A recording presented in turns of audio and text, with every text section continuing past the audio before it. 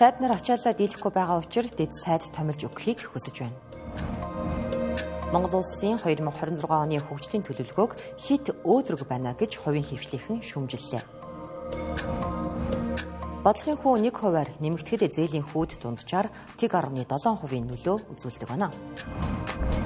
Залуусын дунд амиа хорлолт ихссэн нэг шалтгаан нь архины донтолт гэлээ. Улаанборхон өвчний батлагдсан тохиолдол 187 боллоо.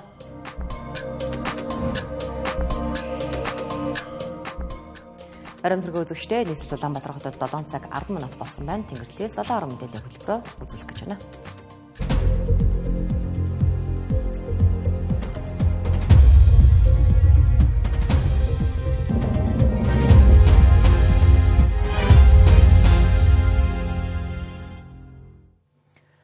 Гурван намын хамтарсан засгийн газар байгуулагдахтай зэрэгцсэн дэд сайдын албан тушаал үндсэндээ үгүй болсон. Ямар ч төсөв санхүү томилгооны тодорхой эрх мэдэлгүй энэ албан тушаалд хүн томилж суудал бүглэх шаардлагагүй гэж засгийн газрын тэргүүн үзсэн. За харин сүүлийн үед давхар дээлтэй сайд нар ачааллаа дийлхэ байж туслах хүн шаардлагатай байгааг ил цагаан хэлэх боллоо. Улсын хурлын даргын зүгээс ч сайд нар ямар ч чухал ажилтай байлаа гэсэн чуулганы хуралдааныг таслах ёсгүйг сануулсан. Ингээд дэд сайд нарыг томилох асуудал иргэн зөвөгдөж магадгүй байна.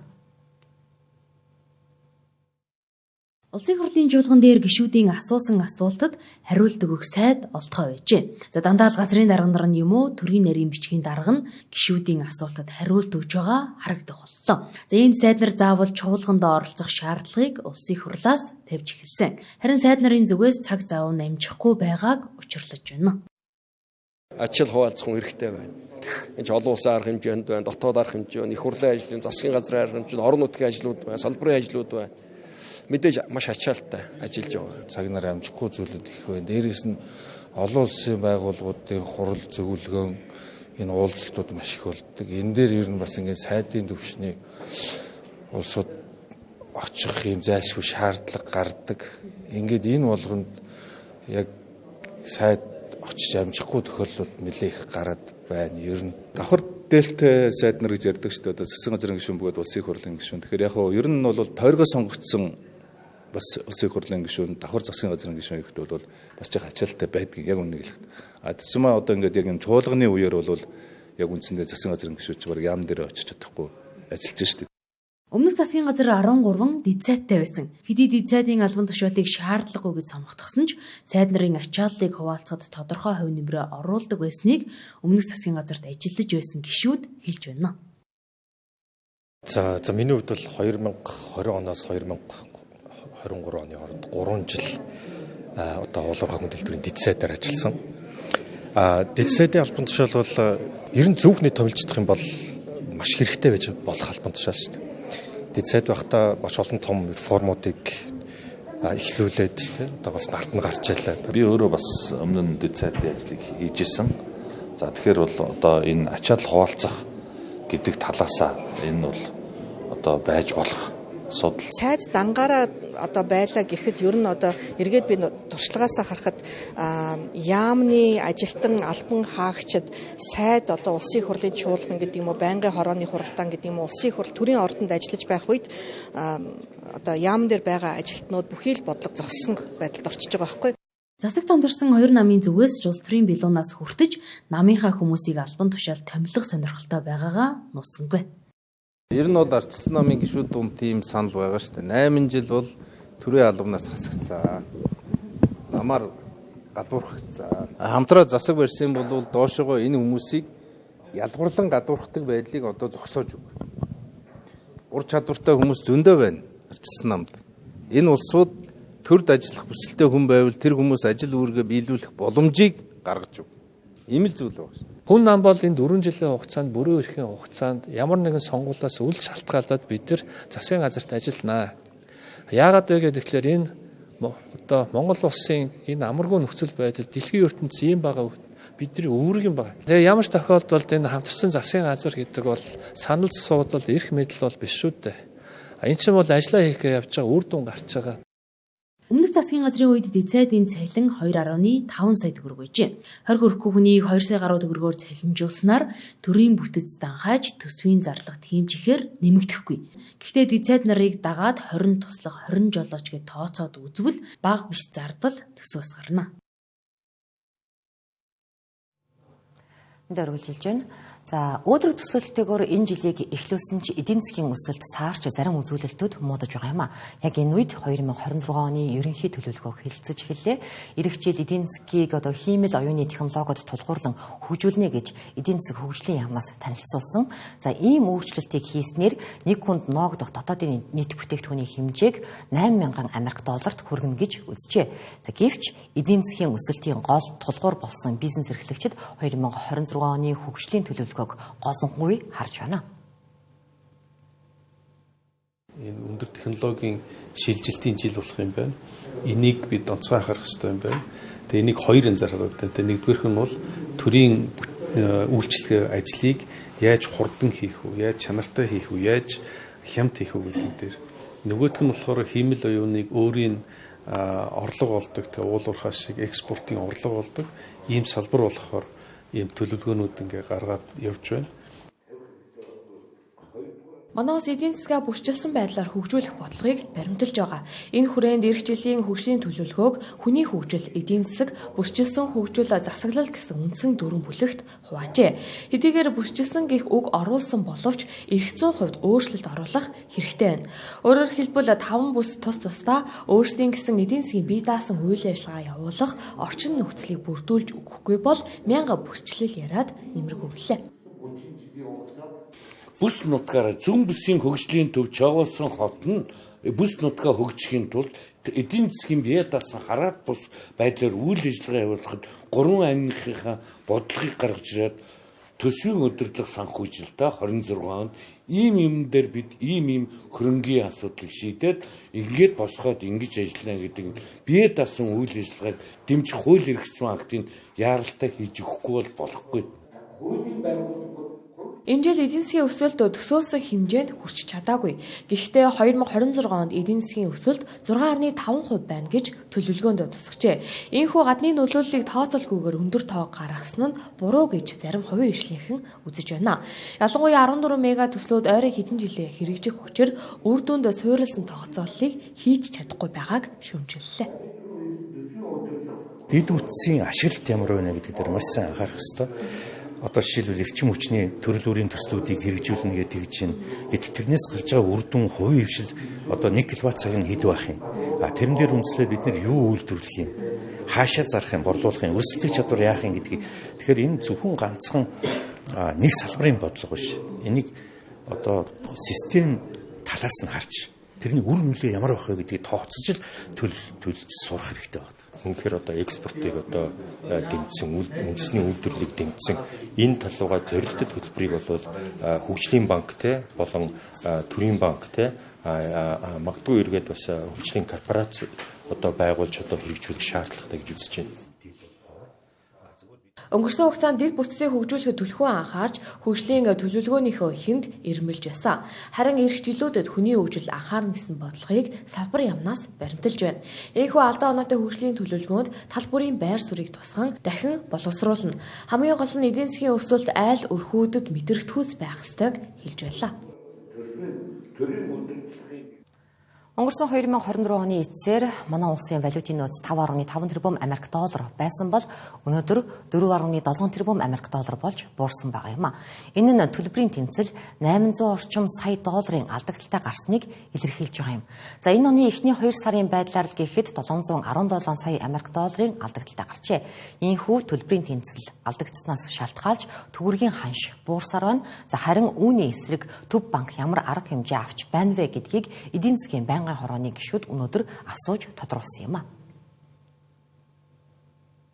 Эхний 2 сарын байдлаар энэ орлогын албан татвар амнат 2 бол өстой бүр маш их хэмжээгээр буусан байна шүү дээ. 24 онтой харьцуулахад 23 онтой ч гэсэн харьцуулахад. Тэгээ юу өссөн байгаа юм гэхэлэр зүгээр нийгмийн даатгалын шимтгэл өссөн байна. Энэ юу харуулж ийн гэвэл аж ахуйн нэгжүүд өөрхийн нэг юм ажиллаад байна гэсэн үг. Нэмэгдсэн өртөхийн албан татвар нөөц бас өссөн байна. Өссөн биш нэг хэмжээндээ. Орлогын албан дотор маш хэмжээгээр бууссан. Ханшийг 3510 багт нь хүчээр интервенц хийгээд 3480 руу ч юм оруулаа гэж байна. Гэтэл энэ интервенц чи хэр удаа явж чадах юм бэ? Хэрхэн хийвэ? Төлбөрийн тэнцэл гэдэг маань бол ханшийн урд ч нөхцөл байдаг. Төлбөрийн тэнцэл ашигтайгаар бол ханш доктортой байна. Төлбөрийн тэнцэл алдагдaltaй бол мэдээж ханшин дээр бол дарамт ирдэг. Тэгэхээр төлбөрийн тэнцэл өөрөө оны эхний 2 сарын байдлаар бол 717 сая долларын алдагдaltaй гарч байгаа нь бол ханшийг бол тодорхой хэмжээнд бол сулрах тийм суурь нөхцөлийг бол бий болгож байгаа. Төв банкнаас өнгөрсөн сард мөнгөний одлогын хүүг 2%-аар нэмэгдүүлсэн. За хэдийн ингэж мөнгөний одлогын орон зайгаа чангаруулсан ч болзошгүй эрсдлээс бүрэн сэргийлж чадахгүй гэдгийг Төв банкны зүгээс хэлж байлаа. За энд засгийн газар юун төрөнд импортын хэрэглээгээ хязгаарлах ёстой гэв. За энэ саналж Төв банкны зүгээс засгийн газарт хөргүүлсэн байна. Ингэж яж валютын гарах урсгалыг багасгах боломж бүрднэ. За нөгөө талд валютын орох урсгалыг Монгол банк өөрсдийн бололцооны хүрээнд зохицуулалт хийж байгаа гинэ.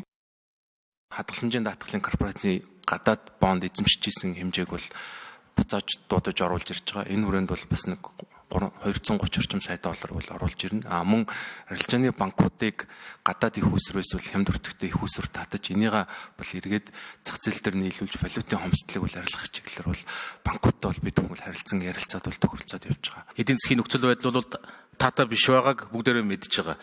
Нөгөө талд нь банк санхүүгийн салбарын одоо 24 оны мэдээ сүүлийн мэдээгээр бараг салбараараа 2 их найдын ашигтай ажиллаж байгаа нэг ийм нөхцөл байдлууд байгаа. Энэ хоёр чинь уг нь нэг л одоо зоосны хоёр тал гэдэг шиг хоорондоо уялдаатай хоёр зүйл дээ. Тэгэхээр энэний цаана яагаад нэг ийм тэнцвэртэй бус байдал үүсээд байна вэ? Энэ талаар бол холбогдох газруудтай бол танилцсан, эрсдлийн удирдлага, зах зээлийн газар, дотоод хяналттай бол танилцсан. Дотоод хяналтын газар нь улирал болгон мэдээлэл сар болгон бол тоон дээр үндэслэж хяналтаа тавьдаг гэсэн ийм мэдээлэл одоогоор өгсөн. Эцсийн үр дүнгийн талаарх мэдээлэл тайлангуудыг хяналтын зөвлөлд одоогоор өгөөгүй учраас дүгнэлт хийх боломжгүй байна. Бодлогын хүү нэг хувиар нэмэгдэхэд зээлийн хүүд 0.7% нөлөө үзүүлдэг гэж эдийн засгчид үздэг. За иймд мөнгөний одлогын хүү нэмэгдсэн учраас зээлийн хүү дагаад нэмэгдэж олдсон ч буурна гэсэн таамаглалтай байгаа. Гэтэл өнгөрсөн хугацаанд эдийн засаг таатай бодлогын хүү буурч, инфляцч тогтвортой байсан үеүүдэд зээлийн хүү огтхон ч буураагүй. Арилжааны банкуд энэ тал дээр огтхон ч хичээл зүтгэл гаргаагүй дээр Монгол банкчийн асуудалд анхаарал хандуулалгүй өнгөрөөснийг гишүүд шүүмжилж байлаа. Инфляцийн түвшин тасралтгүй өсөлттэй гарч төсвийн орлогоч тасалдах эрсдэлтэй нүүр тулж эдийн засаг тогтворгүй тодорхойгүй байгаа нэг шалтгаан нь Монгол банкны хараат бус байдал алдагдсантай холбоотой гэж Улсын их хурлын зарим гишүүд үзэж байгаа юм а.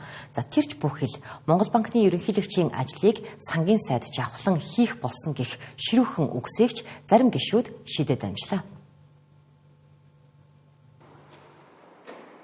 Монгол банк хараат тусаар ажиллаж чадахгүй байна гэдг нь хэдхэн гишүүдийн улс төржүүлэх гэхээсээ илүүтэй олон улсын валютын сангийн тайланд төрдөгцөн анхааруулга гэдгийг энд онцлох зүйтэй. За энд манай улсын төв банк засаглалаа сайжруулах зайлшгүй шаардлагатай. Өмнө нь Монгол банк захирлын зөвлөлөөр хуралдаж бодлогын шийдвэрүүдээ гаргадаг байсан. За харин одоо мөнгөний одлогын хороо, хяналт шалгалтын хороо гэдэг бие даасан хоёрч бүтцтэй болсон. За гэсэн ч засгийн газраас төв банкны бодлого шийдвэрт нөлөөлдөг байдал үргэлжилсээр байгааг гишүүд хэлж байлаа. Бие даасан хараат бус байдлаар үйл ажиллагаа явуулж чадахгүй байна. Би үндсэндээ магадгүй Монгол банкны чинь ерөнхийлөгчийг сангийн сайд авахлан хийгээд ирэх шаарддаг. Монгол банкнд бараг чиг үүрэг өгж шиг байгаа. Хятадын суп зээл буюу Хятадын ардын банкнаас авах зээлийг 500 сая доллараар нэмэгдүүл. За дээрээс нь алтаа барьцаалаад 300 саяын урьдчилгаа зээл авах гэдэг асуудлыг тавьж байна. Бараг 1 тэрбум долларын асуудлыг ярьж байна. Уг нь бол Монгол банкны төв банкны чинь хуулийн дээр засгийн газраас ямар нэг байдлаар үүрэг даалгавар чиглэл өгөхийг хоригддог. Маш том үүрэг хариуцлагатай энэ бүтц маань бие даасан байдлаас хадгалж чадахгүй байна уу гэж одоо үйл өнгөрсөн одоо тоонуудаас харагдаж байна. Жишээлбэл Монголын үед бол бас яг энэ үед бол бас засгийн газартаа бас илүү одоо аяд тал зассан иймэрхүү байдалтай шийдвэрүүд гаргаж ирсэн. Манай Монгол банкныхан засгийн газар тийм зөвлөмж өгч ажилламаар байна.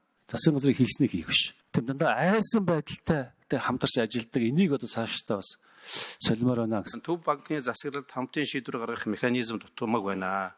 Хяналт тэнцэл алдагдсан. За хяналтын хараат бус бүтэц дутмаг байна гэсэн олон улсын валютын сангийн юм дүгнэлт байгаа юм байна. Энэ дүгнэлтийн дагуу хийсэн ажил байвал танилцуулаач гэж. Олон чиг үүргийг бол өгнө гэдэг нь Монголыг чадахгүй гэдэг утгаар нь бол биш. Тэр олон чиг үүргийг нэг байгууллага нэгэн зэрэг тогтворжуулах нь өөрөө онлын хувьд бас боломжгүй байгаад байдаг шүү гэдгийг нь гэсэн ийм мессежийг бол түрүүн би өгөх гэж үзсэн.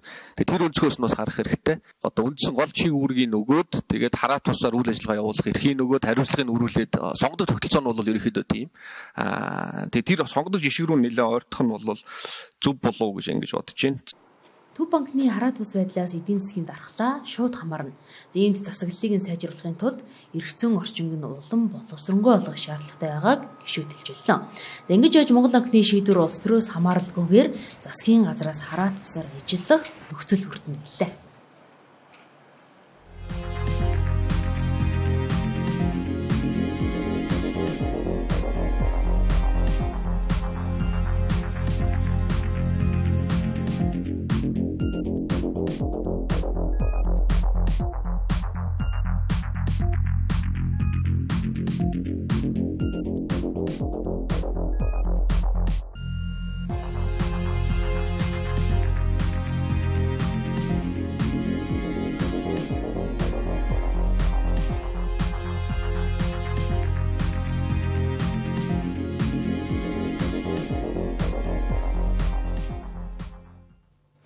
Мэдээ үргэлжилж байна. За манай улс амиа хорлолтын төвшнгөөр Аз твд 2-т жигссэн. Энэ бол 5 жилийн өмнө Дэлхийн эрүүл мэндийн байгууллагаас гаргасан судалгаа. За үүнээс хойш энэ тоо зарим мэрэгжилтнүүдийн хэлж байгаагаар нэмэгдсэн үү гэхээс биш буураагүй. За үүнийг ч хэд хэдэн жишээ нотлно. Ялангуяа цахим мөрөөдлийн тоглоомноос болж амиа хорлсон тохиолдол нэмэгдсэн байдаг. Одоо харин архины донтолтоос үүдэлтэйгээр энэ асуудал яригдж байна. 10 жилийн өмнө сэтгцэн эрүүл мэндийн үндэсний төвөөс насан туршийн дунд архинд дондох эмгэг 6.2% байгааг судалж байжээ. Харин 2 жилийн өмнө Улаанбаатар хотын 5 хорооны иргэдийг хамруулсан түүний судалгааг хийхэд 10-аас 13 орчим хувьд нь архинд дондох эмгэг илэрсэн байна. Өнгөц харахад архинд дондох тохиолдол 2 дахин нэмэгдсэн байж болзошгүй харагдана. Ингээд шийдэл хай гэхээр бариад авах бодит судалгаа одоогоор алгаа.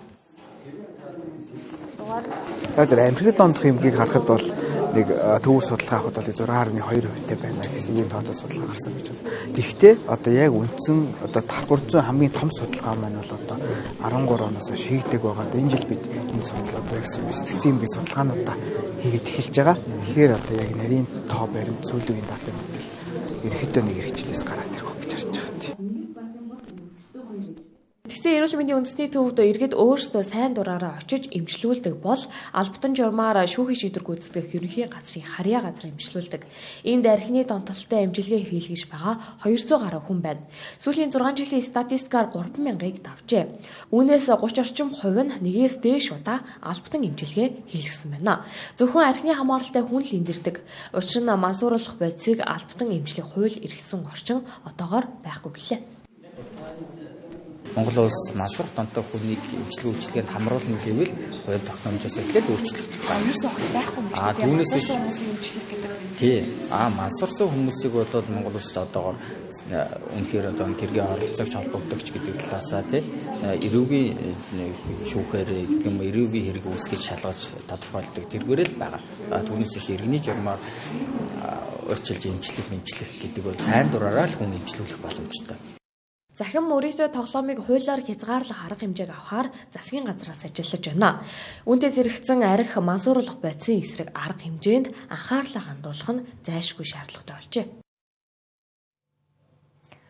Улсын хэмжээнд донтолтод өртсөн хүмүүсийн 50% нь сэтгцэн эрүүл мэндийн үндэсний төвд ханддаг. За энэ газарт байгаа орн тавьж хүрэхгүй. Хүний нөөцөн ч хүртэл муу буюу за жилдээ энэ төрлийн мэрэгжилтэн 10-ыг бэлтгэдэг байгаа юм а. Гэтэл донтох эмгэгтэй хүний тоо хэдэн зуугаар яригдаж байна.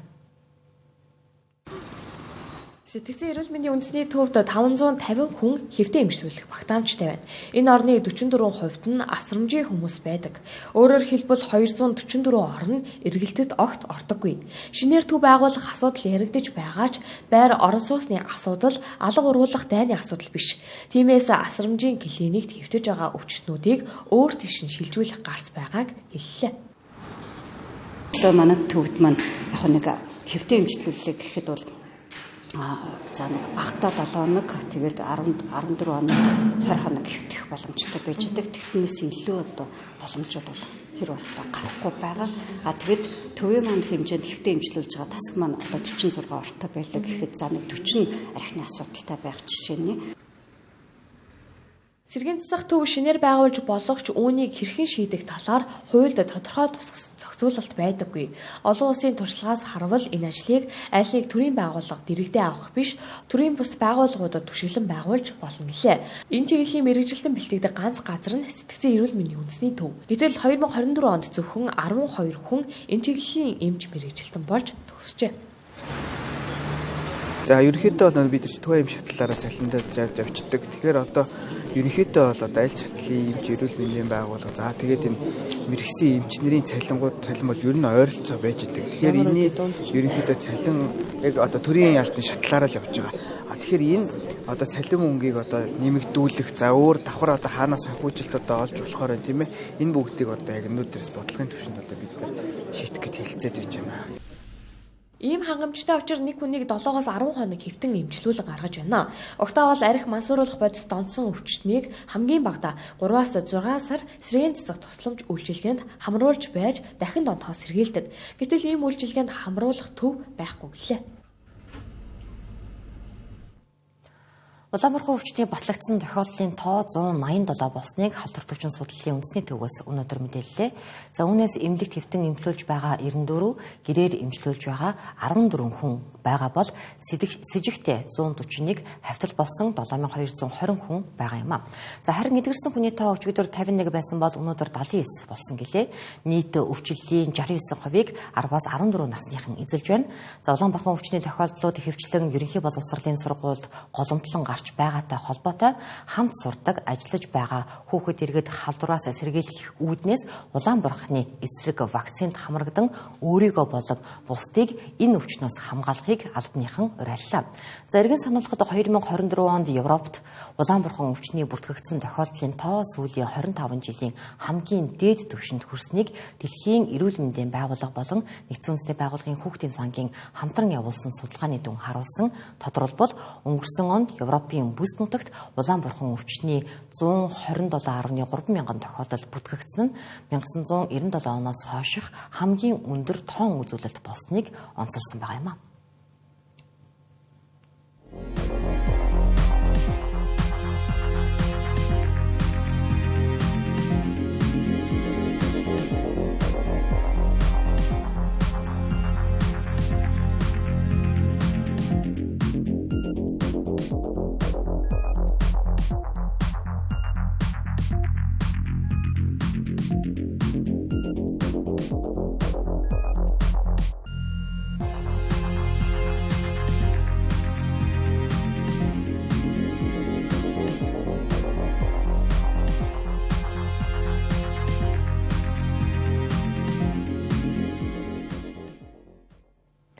Үзэгчдээ Тэнгэрлэг эзэн 7 мэдээллийн хөтөлбөрийг үзэж байна. За, уул уурхай болон дэд бүтцийн үйл ажиллагаа явуулахдаа байгаль орчны үнэлгээ хийдэг шиг нийгмийн нөлөөллийн үнэлгээ хийх шаардлага үүсэж байна. Нийгмийн нөлөөллийн үнэлгээ нь аж үйлдвэрлэл болон дэд бүтцийн үйл ажиллагаанаас иргэдэд ирэх сөрөг нөлөөллийг бууруулах үр ашгийг шударгаар хуваарлах чухал ач холбогдолтой юм.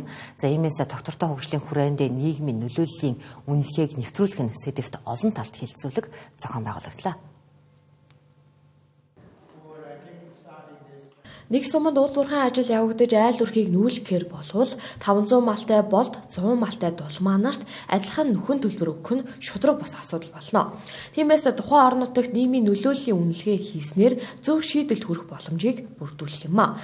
Олон улсын түвшинд энэ сэдв хэдийнэ танил болсон. Англи улсад л гэхэд ямар нэг аж үйлдвэрлэл дэд бүтцийн үйл ажиллагаа явуулахдаа нийгмийн нөлөөллийн судалгааг иргэдээс авч ажилдаа тусгадаг байна. Бидний зүгээс яагаад энэ асуудал дээр анхаарч байна вэ гэхээр зэрэг нийгмийн нөлөөллийн үнэлгээ гэдэг дотор хүний эрхийн үнэлгээ орно, гендрийн үнэлгээ орно, соёл зан заншил орно, амьдралын чанар орно. За мөн тэгээд тэр малын эрүүл мэнд ямар аж ахуйгаар амьдарч байгаа тэр хүмүүсийн амжиргааны орлого нь юу байгаа, тэвэнд нь яаж нөлөөлөх юм бэ гэдэг ингээ өргөн хүрээтэй хүний эрхийн одоо өргөн хүрээний үнэлгээ хийгдэх ёстой. Олон удаа Монголд хөдөө явж байсан. Тэгээд аймагт юу болж ин яг тодорхой мэдээлэл байгаа юу?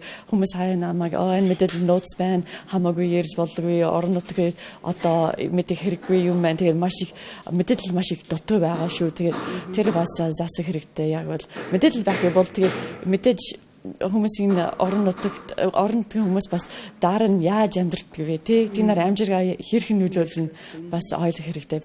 Дорноговь аймаг нь ашигт малмал олборлолтоор улсдаа дээгүүрт ордог. Ашигт малмлыг олборлож тээвэрлэхийн тулд авто зам, төмөр зам байгуулдаг. Инхдээ орон нутгийн иргэдээс санал асуулга авч тусгана гэдэгч бодит байдал дээр арай өөр байдгийг Дорноговь аймгийн иргэн ингэж ярьлаа.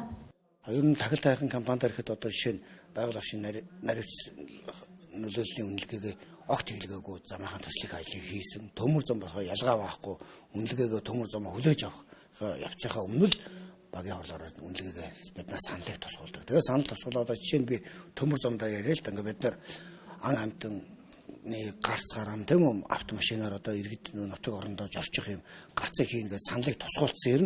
Өнөөдөр хүртэл бидний санал тэр төмөр замын төсөл дээр хэрэгжиж явж байгаа. Манай улсад 2012 онд байгаль орчин нөлөөлөх байдлын үнэлгээний тухай хууль батлагдсан. Харин одоо хүртэл иргэн буюу нийгэм рүү чиглэсэн нийгмийн нөлөөллийн үнэлгээний хууль байхгүй байгаа юм а. Үүнээс шалтгаалж олон иргэд эд хөрөнгөөр хохирж байгааг онцолж байлаа. За хүүхэд бүрийн онцлогт тулгуурлаж өсгөж хүмүүжүүлэх арга барил нь үр дүнтэй гэх судалгааны дүнгид эцсийн үндэсний байгууллагын хүүхдийн сангаас гаргасан байгаа юм. Дэлхийн нийт ч энэ чиглэл рүү явж байна. Тодорхой тайлбарлал хүүхэд бүхний гэр бүлийн орчин эцэг эхийн асран хүмүүжүүлэх арга барил өөр байдаг.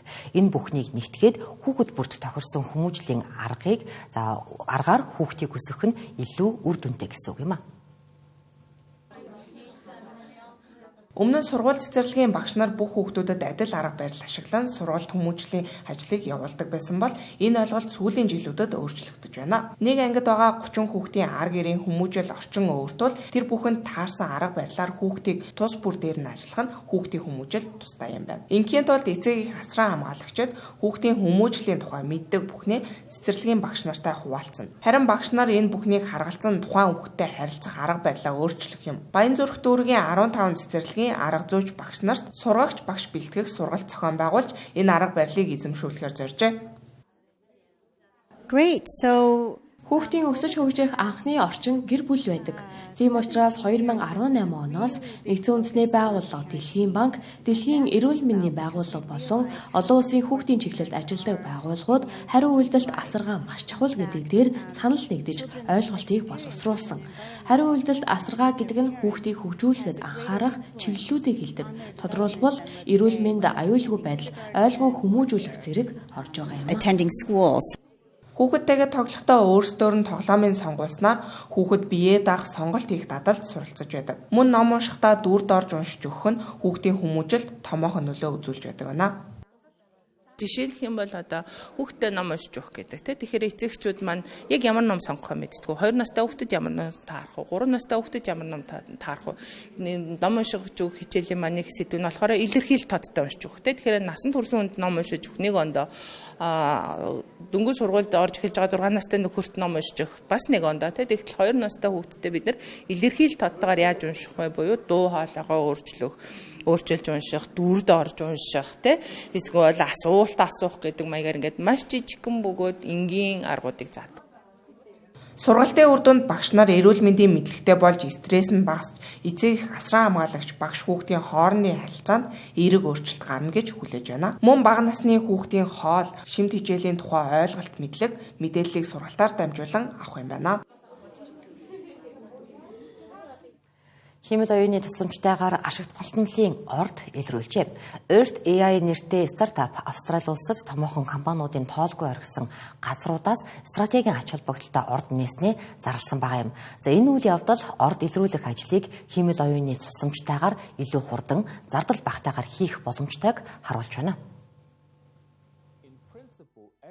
RTA стартап өмнө нь судлагдж байгаагүй газруудыг худалдаа авч геологийн хайгуул хийхээс өмнө дата анализ ашиглан хамгийн боломжит газруудыг таамаглажээ. Ингэснээр хайгуул хийх зардлыг хэд дахин бууруулах боломжтой юм. Тэд одоогийн байдлаар эрдэсжилт ихтэй 6 байршлыг олж илрүүлжээ. Үүний Австралийн Сидней хотоос 500 км-ийн зайд орших Корония төсөлд мөнгө, волфрам, цагаан дугалга, молибдены өндөр агуулмж илэрчээ. Харин баруун өмнөд зүгт орших Элкадрай төсөлд кобальт, зэс, алтны өндөр агуулмж илрүүлсэн байна. Тус компани ирэх 5 дугаар сард шинээр илрүүлсэн ордуудаа урьдчилсан өрөмдлөгийн ажлыг эхлүүлэхээр болжээ. Тус стартапын үүсгэн байгуулагч гүйцэтгэх захирал Роман Теслюк бид зөвхөн стратегийн орд илрүүлэх бус уулуурхайн салбарын тоглоомын дүрмийг өөрчилж байна гэжээ. Хэмэл оюун суурилсан технологийн шийдлүүд маш олон салбарын тоглоомын дүрмийг шинээр бичиж байна. AI агентийн тусламжтайгаар хэдэн 7 хоног интернетэд судалгаа хийх ажлыг хэдэн минут хийх. Өөрсдийн зураг анимашн болгож зуруулах, уургийн бүтцийг тодорхойлж шинэ нэм вакцин бүтээх, цаг уурыг хамгийн наривчлалтайгаар таамаглах гэд олон жишээг дурдж болохоор байна. 1980-ад оноос хойш хувийн компьютерийг хэрэглэнээс дэлхийн нийтээр таргаж эхэлсэн орчин үеийн технологи дараагийн шатанд гарч байна. Энэ шатанд бид хиймэл оюун квант компьютерийг өдөр тутамдаа ашиглах болно. Тэнгэрлэгээс 7 мэдээллийн хөтөлбөрөөр үзүүллээ. Хамтаж анхаарал хандуулсан үзэгч та бүхэнд баярлалаа. Өргөжлүүлэн гадаад мэдээг инх болгон хүргэнэ.